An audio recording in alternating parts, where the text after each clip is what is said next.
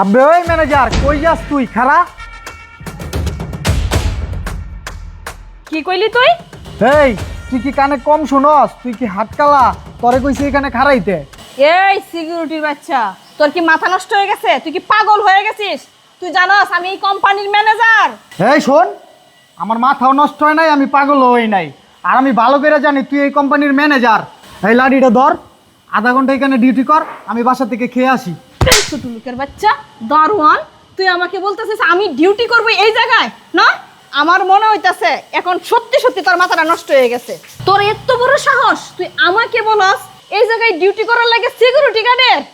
শুন, আজকে তোকে আমি এই কোম্পানি থেকে বের করে ছাড়বো। দাঁড়া, আমি কল দিচ্ছি, দাঁড়া। এই তুই কারে কল দিবি? দে দে, আমার কি করতে পারে, ঠিক আছে। আর আমার এই জায়গাতে বার করবি, বার কর।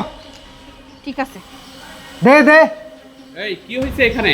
স্যার, আপনি চলে আসছেন, দেখেন না স্যার, এই সিকিউরিটির বাচ্চা আমাকে বলতেছে এই জায়গায় ডিউটি করার লাগে, আমার হাতে লাঠি ধরাই দিছে, আমাকে তুই তার করে কথা বলতেছে। স্যার, আপনি একটা কাজ করেন, এক্ষুনি সিকিউরিটি বাচ্চাকে অফিস থেকে বের করে দেন। এই আপনি থামেন, আমি ওকে বলেছি আপনার সাথে এই ধরনের ব্যবহার করতে। স্যার, এটা আপনি কি বলতেছেন?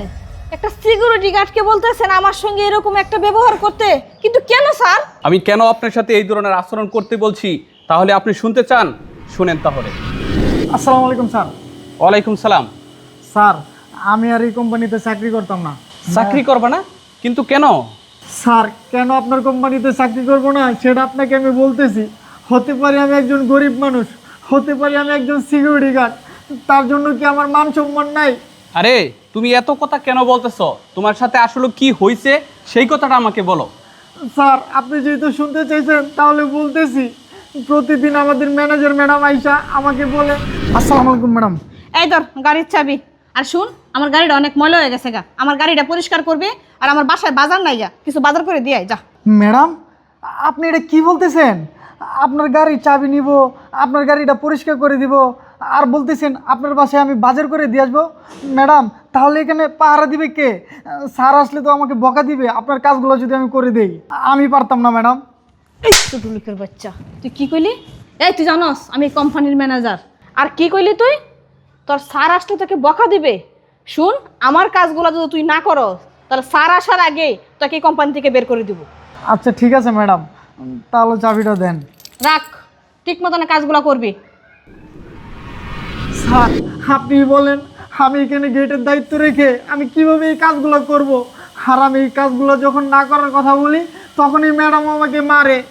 আচ্ছা ঠিক আছে, তুমি এখানে দায়িত্ব পালন করো, আমি বিষয়টা দেখতেছি, আর আমি তোমাকে কিছু কথা বলবো, তুমি সেইভাবে কাজটা করবা। এদিকে আসো।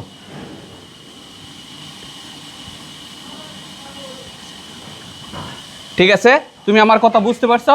জি স্যার, বুঝতে পারছি, কিন্তু ম্যাডাম যদি কিছু বলে? আরে ম্যাডাম কি বলবে, কি বলবে সেটা আমি পরবর্তী দেখে নিব। আচ্ছা ঠিক আছে স্যার, আসসালামু আলাইকুম। ওয়ালাইকুম সালাম। এবার শুনছেন?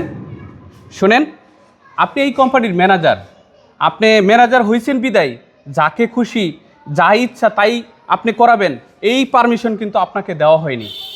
আপনি এই কোম্পানির ম্যানেজার, আপনি চাইলে কাজের আদেশ দিতেই পারেন, তার মানে এই না আপনার পার্সোনাল কাজ সিকিউরিটি ওয়ার্কার দিয়ে করাবেন। শুনেন, এখন তো আপনাকে সিকিউরিটি দিয়ে এই ধরনের আচরণ করিয়েছি, নেক্সট টাইমে যদি আপনি এই ধরনের কারোর সাথে আচরণ করেন তাহলে কিন্তু আপনাকে কোম্পানি থেকে ডিরেক্ট আমি বের করে দিব এবং কঠোর ব্যবস্থা নিব। স্যার, আমার ভুল হয়ে গেছে, আমি বুঝতে পারি নাই স্যার। স্যার, আমাকে মাফ করে দেন, এরকম কাজ আমি আর কখনো করব না। আচ্ছা ঠিক আছে, আপনি আপনার কাজে যান। জনি সাহেব, আপনি আপনার দায়িত্বটা সঠিকভাবে পালন করবেন। থাকেন, আমি অফিসে গেলাম।